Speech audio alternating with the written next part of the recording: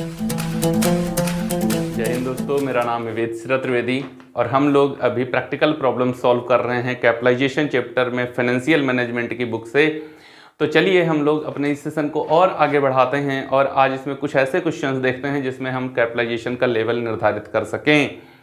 तो चलिए बिना किसी विलंब के स्टार्ट करते हैं और हमारे सामने जो क्वेश्चन है आप देख रहे हैं, ये क्वेश्चन है the balance sheet of Lovely Limited as on 31 December 2008 is given below.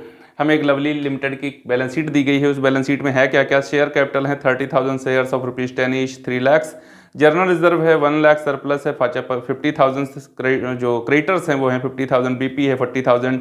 Assets में जाएं तो गुडविल है, मशीनरी है, फर्नीचर है, डेटर्स हैं, स्टॉक है, कैश एट बैंक है। इनकी वैल्यूज 40,000, 2 लाख, 150,000, 90,000, 50,000, 10,000 और दोनों का टोटल हुआ है 5,40,000। नीचे इन्फॉर्मेशन दी गई है, if the average annual profit of Lovely Limited is ₹54,000, the current rate of capitalization is 12%, what is the situation of capitalization. एक कंपनी है लवली लिमिटेड और उसकी लाइबिलिटीज और असेट्स हमको दी गई हैं, वो 12% का करंट रेट ऑफ रिटर्न दे रही है। वैसी ही कंपनियां दे रही हैं और ये कंपनी 54,000 का प्रॉफिट कमाना चाहती है या पिछले वर्षों से कमा ही रही है। आपको ये बताना है कि इसके अंदर कैपिटलाइजेशन की जो पोजीशन है वो क्या है, ठीक है ना। तो चलिए यहाँ पर देखिए ये क्वेश्चन स्टार्ट होते हैं और यहाँ हमें कैपिटलाइजेशन बताना है। तो स्टार्ट करते हैं भाई। सबसे पहले देखो, हम लोग उस दिन कुछ फार्मूले पढ़े थे ना, याद है आपको? भूल तो नहीं गए? याद है ना? तो चलिए उसी के अकॉर्डिंग स्टार्ट करते हैं। सबसे नंबर 1 पर हमको चाहिए होता है CRR, current rate of return, जो कि क्वेश्चन के अंदर मुझे दी गई है, कितनी है? 12% है। दूसरे नंबर पर हमको चाहिए होता है average rate of return, ARR। ये कैसे आती है? तो ये आती है average profit upon capital employed into 100। Average profit तो मुझे दिया गया है 54,000 का, लेकिन कैपिटल एम्प्लॉयड मुझे नहीं दी गई। तो कैपिटल एम्प्लॉयड का फॉर्मूला मैंने आपको बताया था ना, कैपिटल एम्प्लॉयड बराबर total of real assets minus current liabilities. तो क्वेश्चन के अंदर देखो, जो मेरी एसेट साइड में एसेट्स दी गई हैं वो सब की सब रियल हैं, उसमें से कोई ऐसी नहीं है जो फिक्टिशियस हो। तो मेरा एसेट साइड का टोटल है 5,40,000। अब इस 5,40,000 रुपए में से आपके पास में जो करंट लाइबिलिटी है वो है क्रेडिटर्स और बीपी 50 और 40, 90,000 रुपए की। तो 5,40,000 रुपए में से आप 90,000 माइनस कर दीजिए तो आपको कितना बच जाएगा? 14 से 9 जाएगा तो 5 बच जाएगा और इधर आपका 4 बचेगा। मतलब 4,50,000 रुपए की आपकी कैपिटल एम्प्लॉयड है। 4,50,000 रुपए की आपकी कैपिटल एम्प्लॉयड है। तो चलिए इसको सॉल्व करते हैं। ये 4 जीरो हमारे कट गए और ये 4 जीरो कट गए। 9 से इसको काट दीजिए तो 9 पचे 45 और 9 छाक 54। अब 60 को 5 से काट दीजिए तो ये बचेगा 12%। देखो यहीं से तो मैं बता सकता हूं CRR मेरी 12 और ARR मेरी 12, CRR 12 और ARR 12। इसका मतलब है कि भैया ये क्या हो गया है? ऑप्टिमम कैपिटलाइजेशन हो गया है, ठीक है। जहां पर CRR और ARR दोनों बराबर, वहां क्या होता है? Optimum capitalization. एक और वैल्यू चेक कर लीजिए। तीसरे नंबर पर हम लोग को क्या चाहिए होती है? Book value of business. कैसे आती है? रियल असेट्स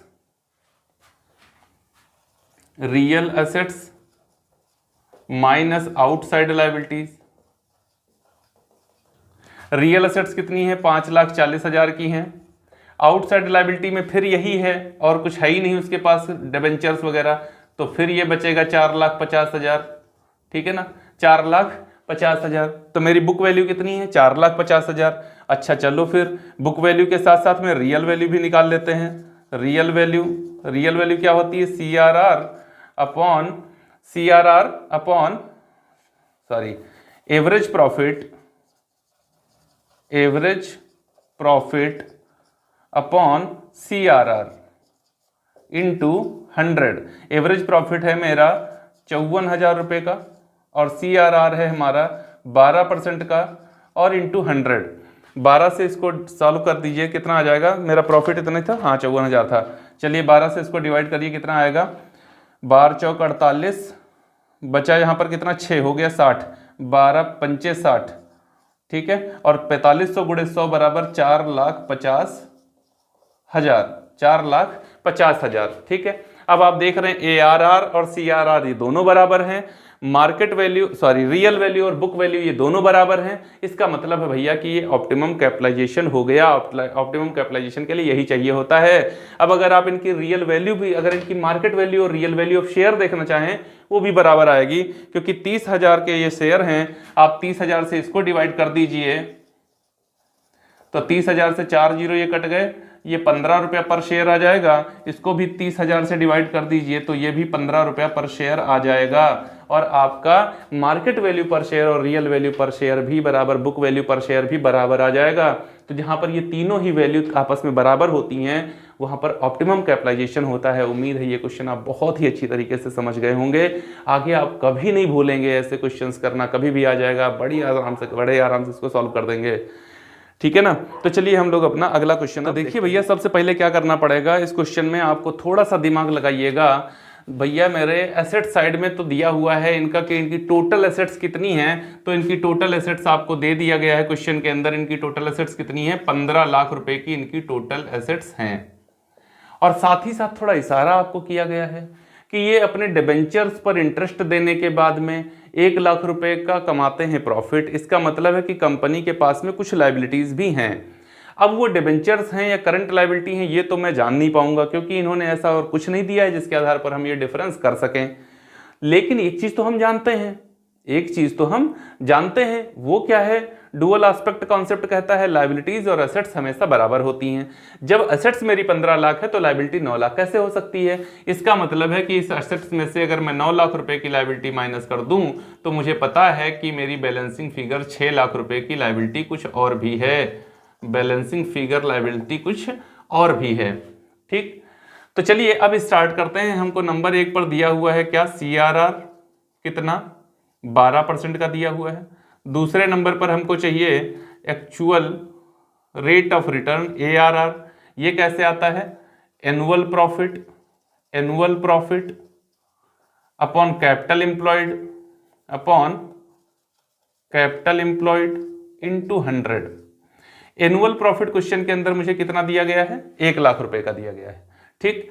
और जो मेरी कैपिटल एम्प्लॉयड है भैया मेरे 15 लाख रुपए की आपकी एसेट्स, और उसमें से 6 लाख रुपए की लायबिलिटी आप हटा दीजिए, कितना बचेगी, तो 9 लाख रुपए बचेगी। 9 लाख रुपए की आपके पास है कैपिटल एम्प्लॉयड इनटू 100। ये 5 जीरो गए, 2 जीरो ये गए, 3 जीरो ये गए, 100/90 कितना आएगा, 9 1 का 9, ठीक है ना। बचा 1 हो गया 10, 9 1 का 9, फिर बचा 1 हो गया 10, 11.11%, ठीक है ना।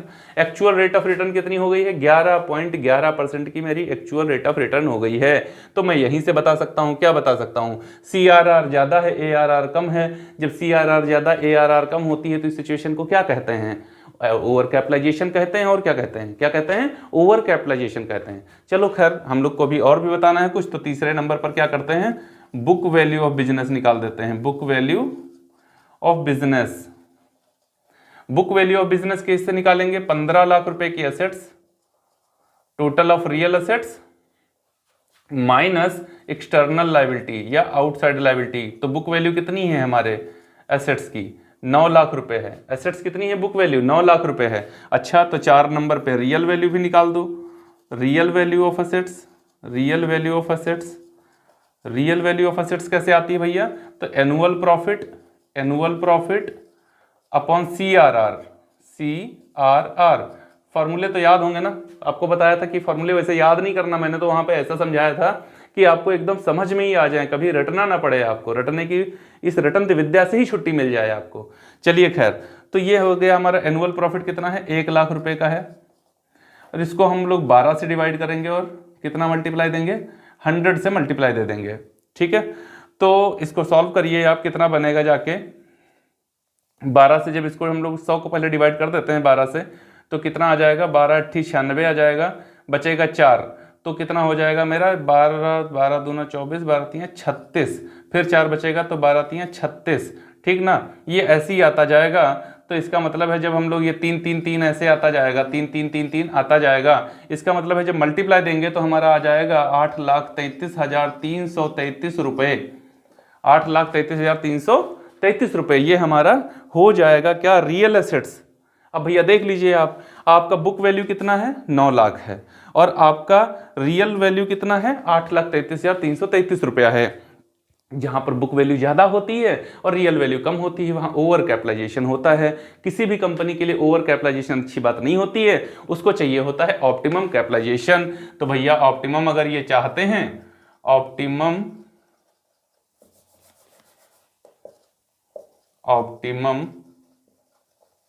कैपिटलाइजेशन के लिए इनको क्या करना पड़ेगा, 9 लाख रुपए माइनस 8,33,333 रुपये बराबर कितना आ जाएगा इनका, 66,667 रुपये का इनको कैपिटल अपना क्या करना पड़ेगा, इनको अपना कैपिटल जो है वो 66,667 रुपये से बढ़ाना पड़ेगा। अगर ये बढ़ा देते हैं तो इनकी बुक वैल्यू और रियल वैल्यू दोनों ही बराबर आ जाएगी और ये ऑप्टिमम कैपिटलाइजेशन में आ जाएंगे, ठीक है ना। या तो यहां पर इनको अपना प्रॉफिट बढ़ाना होगा या तो फिर इनको अपने नंबर ऑफ शेयर्स यहां पर कम करने होंगे, तभी ये ऑप्टिमम कैपिटलाइजेशन में आ सकते हैं। कुल मिलाकर हमसे यही पूछा जा रहा था कि आप हमको ये बता दीजिए कि इनकी कैपिटलाइजेशन की पोजीशन क्या है और कैसे किस तरीके से ये पहुंच सकते हैं ऑप्टिमम कैपिटलाइजेशन में। तो इतना कैपिटल अपनी बढ़ाएं और ये ऑप्टिमम कैपिटलाइजेशन में आ जाएंगे। देखिए ये क्वेश्चन बहुत अच्छा है। क्यों अच्छा है, ये तो हर बंदा सॉल्व कर देगा, लेकिन दिमाग यहां पर लगाएगा कि नहीं लगाएगा ये बड़ी बात है, ठीक है ना। क्वेश्चन देखो, फॉर्मूला सारे बच्चे रट लेते हैं, आजकल बच्चों के पढ़ने का तरीका यही है, वो फॉर्मूला रट लेते हैं, ठीक। वो ये नहीं ध्यान देते कि कैसे लगाएंगे, उसके सिद्धांतों पर ध्यान नहीं देते, फॉर्मूले रट लेते हैं और फॉर्मूले के आधार पर ये तो सॉल्व करेंगे, लेकिन ये कहां से आएगा, ये तो डुअल एस्पेक्ट कॉन्सेप्ट से आएगा। कॉन्सेप्ट अगर आपने नहीं पढ़े हैं अभी तो मैंने इसका वीडियो दिया है, मेरी प्लेलिस्ट में जाइए और अकाउंटिंग कॉन्सेप्ट की प्लेलिस्ट में जाकर सारे कॉन्सेप्ट और कन्वेंशन को अच्छी तरीके से देख लीजिए। बहुत ही बेहतरीन तरीके से मैंने समझाने का प्रयास किया है, तो उन्हें देख लीजिए, आपको बहुत सारी चीजें एकदम क्लियर हो जाएंगी। डुअल एस्पेक्ट कॉन्सेप्ट के आधार पर ही लायबिलिटी और एसेट्स बराबर होती है। यदि ये वीडियो आपको अच्छा लगा है तो इसे लाइक करें, अपने दोस्तों के साथ में इस वीडियो को साझा भी करें, इसे जितना फैला सकते हैं उतना फैलाएं यदि आप इसको जरूरी समझते हैं तो, ठीक है ना। और इस तरीके से मेरा कैपिटलाइजेशन का सेशन अब समाप्त हुआ। हम लोग इसके बाद में आगे फाइनेंशियल मैनेजमेंट में पढ़ेंगे कैपिटल स्ट्रक्चर क्या होता है। अपना स्नेह देने और इस वीडियो को पूरा देखने के लिए आप सभी का बहुत बहुत धन्यवाद। जय हिंद दोस्तों।